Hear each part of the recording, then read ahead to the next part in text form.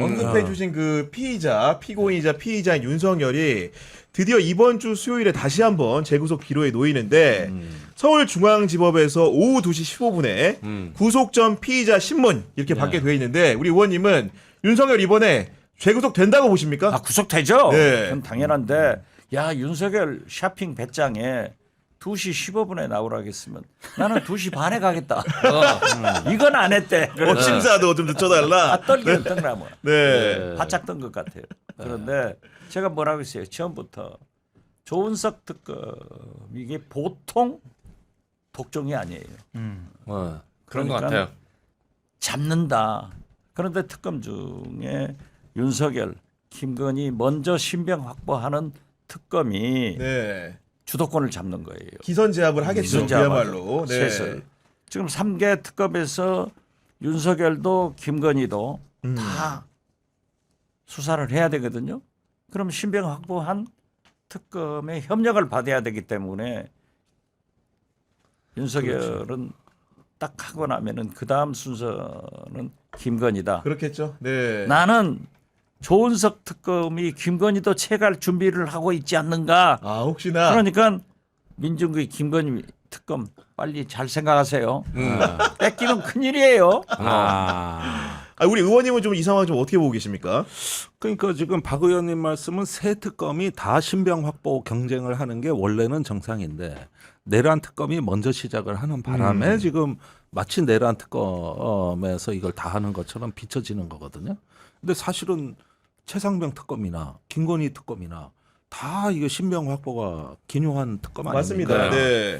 그래서 이렇게 본다면은 일단은 지금 이번에 내란 특검은 어떻게든 구속을 시켜서 강제 수사에 들어가야 앞으로 본인들이 이 특검 전국에서도 상당한 위상을 회복할 수 있고 그렇게 되면 민중기 특검이나 이명현 특검은 조은석 특검에 협조를 구해야 되는 상황이 되는 거거든요. 이런 판이 펼쳐지는 것이다. 저는 그게 7월 중순부터는 아예 그 판으로 가지 않을까.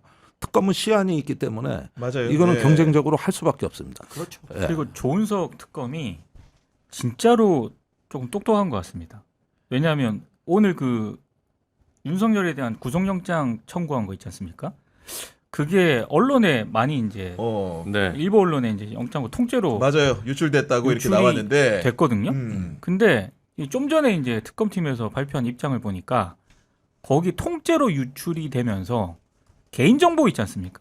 주민번호라든가 네. 이런 것까지 통째로 지금 유출이 됐다는 거예요. 그건 이거는 안 돼요. 심각한 범죄다. 네. 그래서 특검팀에서 지금 이거와 관련해서도 지금 대응을 하겠다라고 맞아요. 얘기를 네. 했거든요. 그러니까 지금 9일에 영장실질심사가 있는데 이런 식으로 특검이 대응을 하겠다라고 하는 거는 결국에는 이건 우리 특검팀에서 노출한 게 아니라 네. 윤석열 쪽에서 노출했을 가능성이 있다라고 해가지고 압박을 하고 있는 것 같거든요. 아 이런 거는 진짜 보면은 그리고 제가 주말에 그 조은석 특검이 쓴 이제 수사 감각이라는 책, 사법연수원에서 집필한 책인데 그 책을 봤더니 거기 삼보가 중요하다고 나와요. 그러면서 강조한 게 보안, 보고, 보도가 중요하다는 거예요. 보도가 들어가 있군요. 보도도 들어가고 보안도 들어가는 거야. 지금 이 보도. 영장 관련된 여러 가지 본인이 주장하는 부분 같은 경우에는 결국 언론도 중요하고 하지만 여러 가지 피의자를 뭔가 속박시키기 위해서는 수사 보안도 상당히 중요하다. 아하. 이런 생각을 가지고 있기 때문에 아마도 오늘 영장 유출에 대해서 이렇게 강경한 방침을 취한 게 아닐까 싶거든요. 조은석 특검이 수사도 잘하고 심성도 독종이지만은 대검 대변인을 한 사람이에요. 그러니까 언론을 잘 요리할 수 있는 테크닉이 있어요. 그리고 그러한 것을 유출해가지고 법적 책임을 지는 또는 언론으로부터 공격을 받은 그런 일은 안 할 거예요. 네. 그렇기 그렇군요. 때문에 그러한 개인정보 유출 같은 것은 윤석열 측에서 했을 수 있죠. 그래가지고 네. 너희들이 유출했다. 이런 걸로 또 시비거리 정말로 그 이게 영장실질심사를 다분히 의도했다라고 보여지는 대목 중에 하나가 이번에 뭐 김성훈 전 차장이라든가 네. 진술이 뭐 변호인단이 빠지니까 바뀌었다 이런 맞아요. 부분도 있지 네. 않습니까? 근데 이런 어떤 구체적인 진술까지 언론에 고스란히 유출이 됐기 때문에 그러면은 그 진술을 한 어떤 관련자들이 당연히 윤석열 변호인 측에서 지금 저렇게 놔두면은 회유하고 뭐 협박을 하지 않겠느냐라는 어떤 그런 부분까지 언급을 하면서 이거는 수사에 굉장히 부정적인 영향을 미친다라고까지 언급이 돼 있거든요. 네. 그러니까 굉장히 머리가 빠르게 돌아가는. 근데 그럼에도 불구하고 그 얘기를 액면 그대로 받아보면은 윤석열 측이 지금 영장 심사를 앞두고 그리고 본인도 조사받는 과정에서 참고인들을 상대로 굉장히 유해한 요인들이 좀 있었다. 예를 들면은 강희구 전 대통령실 부속실장 같은 경우에도 처음에 검찰 조사 받을 때랑 이번에 특검 조사 받을 때 태도가 다르다 보니까 의심을 했던 건데 누가 변호인으로 입회했나 봤더니 그 최명성이라고 하는 윤석열의 변호인이 원포인트로 입회했다 나갔다는 거 아니겠습니까? 그런 상황 속에서 아무리 그 사인이 됐지만은 대통령을 지근거리에서 20년 모셨던 사람이 아예 대통령과 배반되는 진술 하기 어려운 거 아니었겠습니까 이게. 근데 그 부분은 어떻게 진술해도 지금 꼬인 게 이게 계엄 선포문에 관한 얘기입니다. 네. 그런데 이게 사람들이 이게 엉킨 내막을 그냥 조금 이해 없이 넘어가는 경향이 있어요. 원래 12월 1일 날 계엄 선포 이틀 전이죠. 이때 김용현이 그 윤석열 관저에 들어갑니다. 네. 거기서 보고한 문건이 세 종류인데 담화문, 선포문, 포고령이에요. 네. 요 세 가지를 다 준비해 갔다고 법적으로 다 맞춰서. 네. 그래서 다 보고가 됐다니까. 그래서 포고령에 국민 통행 금지 이거 삭제하고 이런 변경까지 했단 말이에요. 근데 문제는 12월 3일이 된 거예요. 이때 이제 약간 뭐 절차적 흥결이 있는 국무회의를 했어요. 그러니까 비상국무회의를 하긴 했는데 이때 계엄 선포문을 가지고 서명을 받았어야 돼. 그리고 거기서 선포를 했었어야 된다고. 그렇죠. 네. 네. 그런데 대통령이 그냥 담화하러 가버리고 이게 국무회의가 개판이 되면서 김용현이 그 문서를 다 가지고 국방부로 온 거예요. 그래가지고 박안수 계엄사령관한테 네가 처리해. 이렇게 하면서 포고령 선포문을 줬어. 근데 포고령은 계엄사령관이 내리는 게 맞아. 근데 선포문은 이게 참모들이 난리가 난 거예요. 이건 우리가 못합니다. 이거는 국무회의를 한 대통령실에서 처리를 해야 된다. 이러면서 이건 우리가 선포하면 안 된다는 거예요. 근데 포고령은 선포문을 근거로 나와 있는 거거든. 그렇지. 네. 네. 그런데 선포문이 야 대통령실을 그럼 빨리 선포하라 그래. 이렇게 지시를 한 거야 김용현이. 근데 참모들이 누구한테 전화해야 될지 모르는 거야. 그 대통령실이고 계엄 담당관이 누구냐? 이랬는데 몰라. 이래가지고 통신이 막 전화도 안 받고 해서 엉켰어요. 그 사이에 시간이 지나니까 안 되겠다. 그냥 포고령 내보내라. 이래가지고 헌정일에 8번의 계엄 중에 네. 선포문이 없는 유일한 계엄이 이거 한 건이요. 야. 이번에 네. 이렇게 꼬인 거거든요. 근데 이 문제는 12월 5일 날 안가회동에서 발견이 된 거예요. 12월 4일인가? 5일이죠. 네. 4일. 4일 날 안가회동에서 이 문제가 식별이 된 겁니다. 네. 거기에 법무부 장관, 법제처장, 행안부 장관, 그다음에 민정수석, 김주원 민정수석이 네. 거기에서 이게 잘못됐다. 잘못됐다. 예, 국무회의 부서도 없다. 이런 얘기가 보고된 거예요. 그리고 이제 대통령실의 법률 비서관이 헐겁지겁 쫓아온 겁니다. 그 자리에 있었지. 예. 그리고 이제 의원님 말씀대로라면 한 명이 더 있다는 거 아니에요? 예, 그런데 그 지금 사퇴한 예. 이 법제처장은 없었다. 예. 5명이었다. 이렇게 또 도사에 바뀌었나요? 나와서 확실하게 얘기를 하더라고요. 네. 모르죠. 네. 네. 근데 이 문제는 보십시오. 선포문이 없는 유일한 계엄이 이거 한 건이라니까요. 그렇게 되니까 이제 5일 날 강의구 부속실장이 한덕수 대행한테 맞아요. 전화해가지고 네. 이거 이게 마사지가 덜 됐습니다. 그 전에 이래가지고 김주현 민정수석이 강욱이 부속실장하고 통화를 했어요. 했죠. 예, 통화를 하고 강희구 부속실장이 한덕수 대행한테 얘기를 한 거죠. 얘기를 했죠. 네. 그래서 관저에 가서 서명을 받아온 거예요. 그렇죠. 계엄 선포문에다가 한덕수 대행 서명을 받아온 겁니다.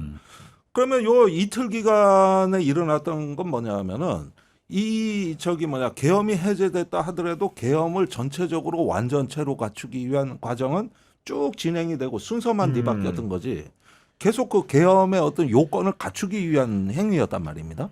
근데 이게 순서가 뒤바뀌는 바람에 이 선포문도 내보냈다가는 또 큰일 나니까 왜 계엄 선포할 때 선포문이 없고 이제 나타나냐 이거지. 네. 이래가지고 또 없던 일로 하는 걸로 다시 입장이 바뀝니다. 근데 여기서 주목해야 될 게 뭐냐면은 그럼 한덕수가 없던 일로 하자고 했으니까 선의가 있었던 게 아니야 생각할 수 있잖아요. 네. 근데 한덕수가 그걸 없던 일로 하자고 제안했던 시점이 중요한 건데 그때가 언제냐면 제가 확인을 해보니까 12월 8일에 오전 8시 30분쯤에 강희구한테 전화를 걸어가지고 없던 일로 하자고 제안을 한 거예요. 근데 그날 그 앞에 무슨 일이 있었냐? 12월 8일 오전 7시 20분쯤에 김용현이가 긴급 체포가 됩니다. 네. 같이 보수했던 김용현이 잡혀가니까 같이 그렇지. 서명했던 본인도 죄책이 뒤따를 수 있다고 느낀 거예요. 예. 그렇기 때문에 이 사람은 폐기의 진정성 문제에 있어가지고 실제로 의심을 받고 있는 겁니다 지금. 그러니까. 네. 그러니까 이때 입장이 훌러덩 뒤집혀가지고 네. 또 없던 일이 된 거예요. 그럼 결국 선포문은 사라진 겁니다. 그 선포문 지금도 본 사람이 없어요 우리 중에는. 그러면은 이게 어떻게 된 거냐 하면은 포고령은 있는데. 그러니까 네. 그런데 사실은 국방부에서 그때 국무회의에서 심사된 자료라고 우기고 선포문을 내보냈어도 돼요. 나중에 절차적인 문제만 있더라도 사실은 나중에 일을 생각해서는 그렇게 했었어야 돼. 그런데 근데 아무도 안 하려고 그러는 거야. 그러면서 장관한테 안 됩니다. 이거 우리가 발표하면은. 그러니까 장관도 그런가? 이렇게 해서 김용현이가 그랬지. 사실은 말이에요. 원래 와서 거기서 다 처리를 했어야 되는 거죠. 아니 근데 진짜로 저는 한덕수 전 국무총리 좀 헛똑똑 같은 게 굉장히 공직생활 오래 하시잖아요. 사실은 이제 포고문 선포문만 새로 나중에 사인만 했으면은 죄가 하나예요. 허위 공문서 작성. 그렇죠. 근데 요거를 폐기하면서 대통령 기록법부 위반에다가 공용서류 순상까지 또 쓴 거예요. 두 가지를 범죄를. 그러니까 지금 보면 윤석열의 공범관계가 구성이 되고 구속영장도 검토하고 있다. 이런 얘기까지 나오는 거 아니겠습니까? 아니, 지금? 그리고 한덕수는 또 뭐라고 했습니까? 자기가 절대 반대했다 계엄을. 그런데 찬성한 게 나오잖아요. 네.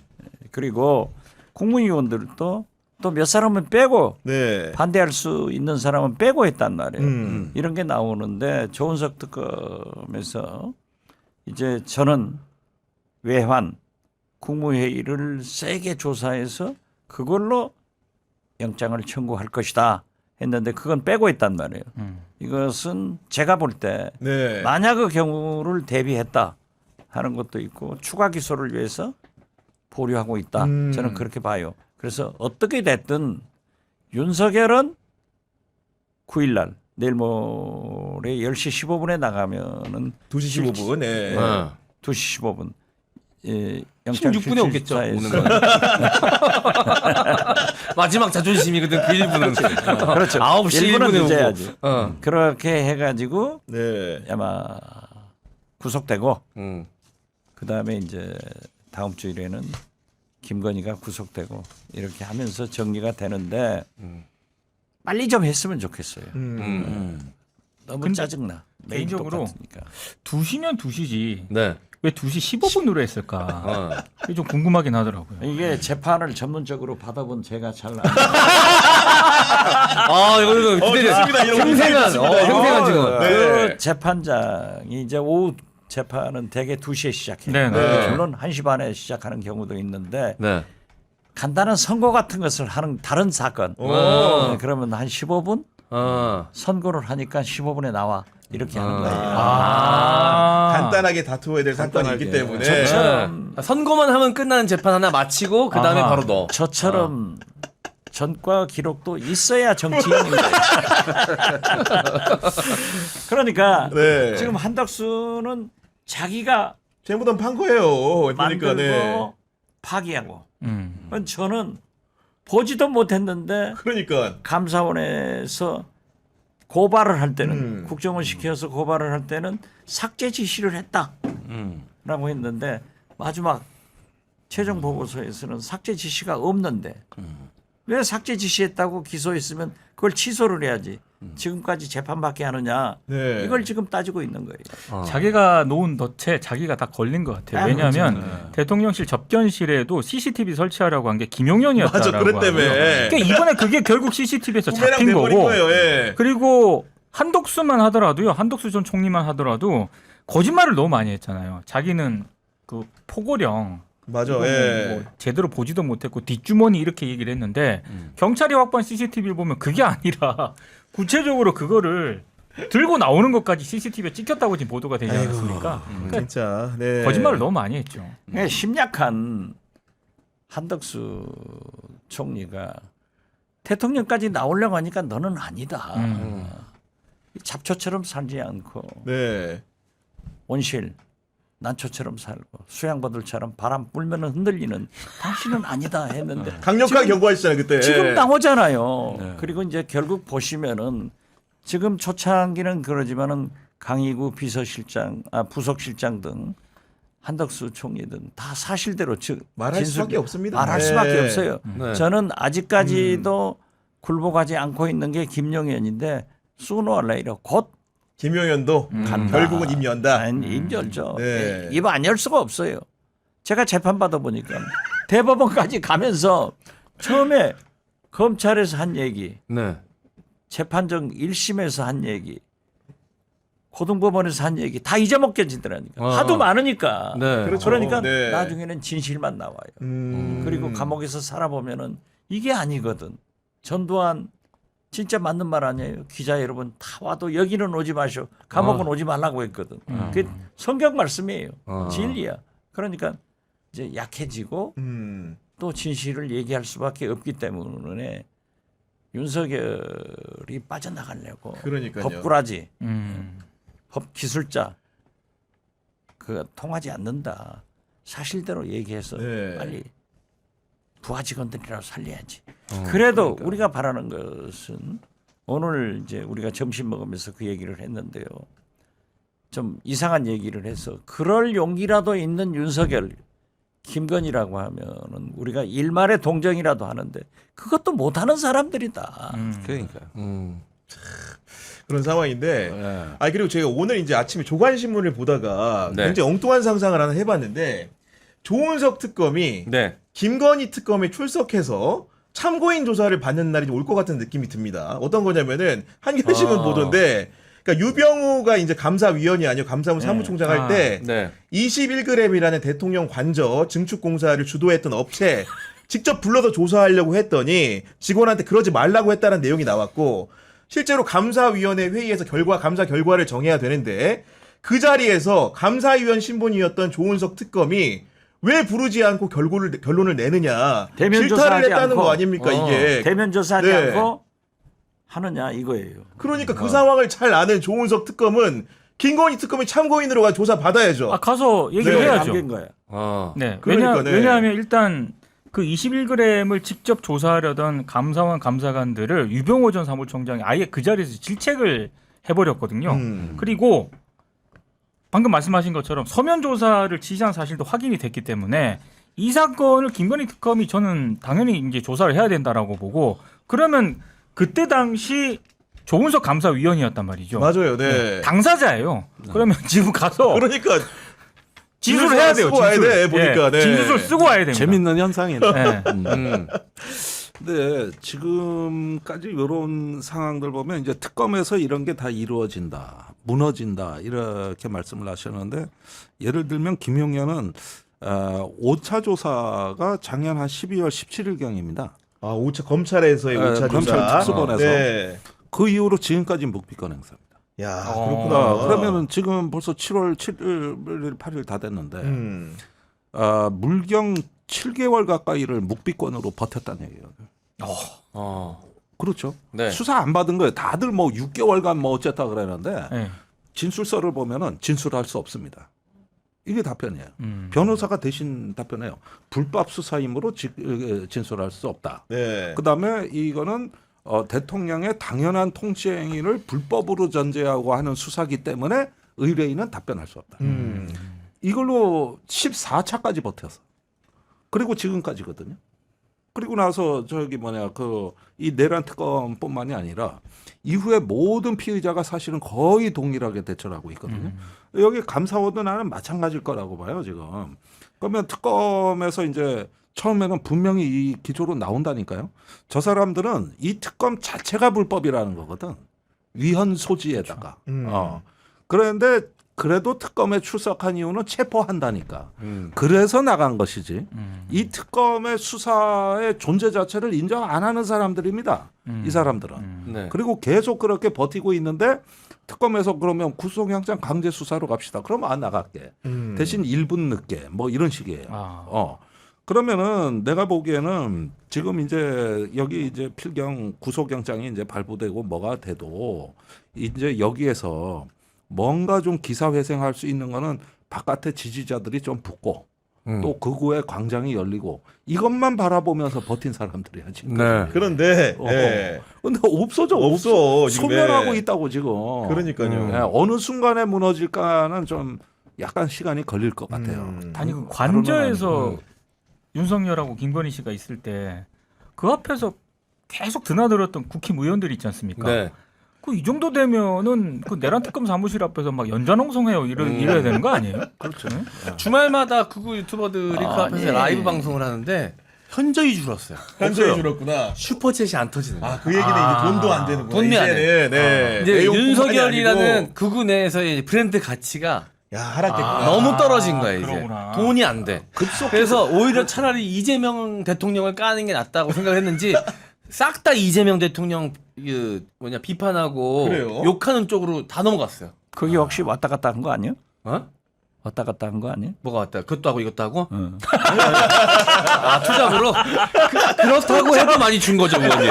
옛날에는 윤석열 빠는 거가 100%였었다면 이제 그 비율이 낮아지고 있다라는 거죠. 그래서 정광훈 목사가 맨날 지역 책임자들 대가리 박아 시키고 있어요 지금. 사람 안 모인다고. 할당 인원 못 채워서 전부 대가리 박어. 그러니까 진짜 박어. 네. 왜 물컵이 쓰러지냐. 아니, 그러니까 오늘 이재명 그 예. 기독교계에서도 상당히 획기적인 변화가 있던데 네. 사실 CBS 신임 이사장으로 소광석 에덴 교회 목사님이 취임하셨는데 거기 교단의 원로 목사님들이 다 오셨어요. 네. 거기에서도 그 정광훈 목사의 이단적 행동과 계엄에 대해서도 상당히 신랄한 그런 비판의 목소리가 나와서 이제 기독교가 제대로 하나님의 말씀을 전파하는구나 이런 생각했어요.